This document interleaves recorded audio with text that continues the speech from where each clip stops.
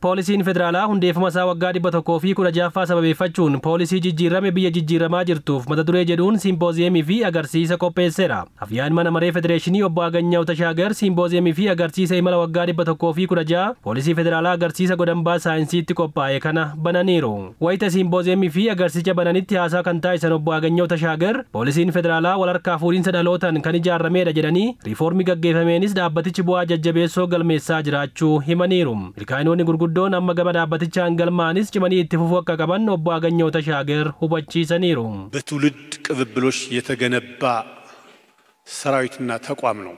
Poolisiin federaalaa wal harkaa fuudhinsa dhalootaan kan ijaaramedha. Saba sablammootaa fi uummattoota biyya kanaa hundas as keessatti arganna. Ijaarsa dhaabbilee taasisaa turre keessatti milkaa'ina poolisiin federaalaa galmeesse akka fakkeenyatti yoon fudhe baay'ee jajuu natti hin fakkaatu. Dhaabbatichi hojiilee fakkeenyummaa qaban kan amma hojjechaa jiru hunda jabeessee itti fufuu akka qabu imaanaa jechuun barbaada. Poolisiin federaalaa Itoophiyaatti dhaabbata jabaa wabii sabaa sablammootaa fi uummattoota Itoophiyaatti kan jedhan obbo Aganyaw hundeeffama mootummaa jijjiiramaa hordofuun dhaabbaticha keessatti jijjiiramni guddaan galmaa'uu danda'eeras jedhaniiru.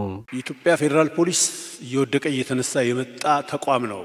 Poolisiin federaalaa kufaa kaa dhaabbatas gaheedha. Hundeeffama mootummaa jijjiiramaa hordofuun dhaabbaticha keessatti jijjiiramni guddaan galmaa'eera. Kun waan ijaan mul'atudha. Riifoormii seektaroota nageenyaa karaa guutuu ta'een kan lafa qabsiisee fi gahee leencaa bahe poolisii federaalaati. Hojii gama kanaan hojjettaniin baay'ee itti boonuu qabdu. Kanaa ol akka hojjechuu qabdan biyya abdii gaarii akka isinirraa qabdus yaadachuu qabdu. Komishinarri Jeneraalaa Poolisii Federaalaa Dammallaash Gabra Mikaa'el poolisiin federaalaa riifoormii taasiseen qorannoo yakkaa mirga namoomaa kabaje seeraa fi heera bu'uureffachuun beekumsaa fi ogummaan gaggeessuu danda'eera jedhaniiru. Simpooziyemii fi agarsiisni qophaa'es imala waggaa 116 komishinii poolisii federaalaa kan agarsiisu ta'uu komishinarri jeneraalaa komishinichaa Dammallaash Gabra Mikaa'el himaniiru.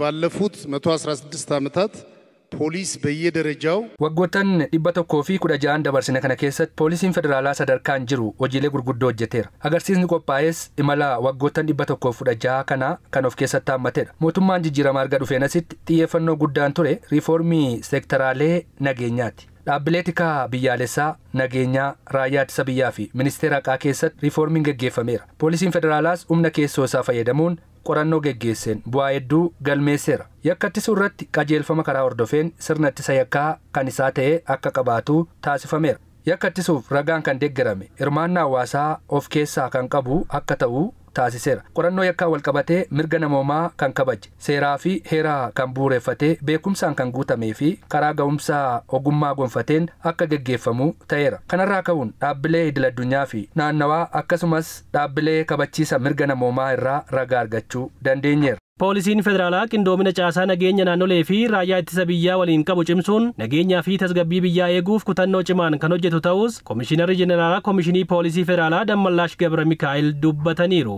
የሀገራችንን ሰላምና ደህንነት ለማስከበር የኢትዮጵያ ፌደራል ፖሊስ የክልል ፖሊሶች poolisiin federaalaa poolisii naannolee fi gooticha raayyaa ittisa biyyaa waliin ta'uun aarsaa lubbuu kaffalee nageenyaaf tasgabbii biyyaa eegaa tureera. Ammas eegaa jira. Gara fuulduraattis hojiin akka kanaa cimee itti fufa.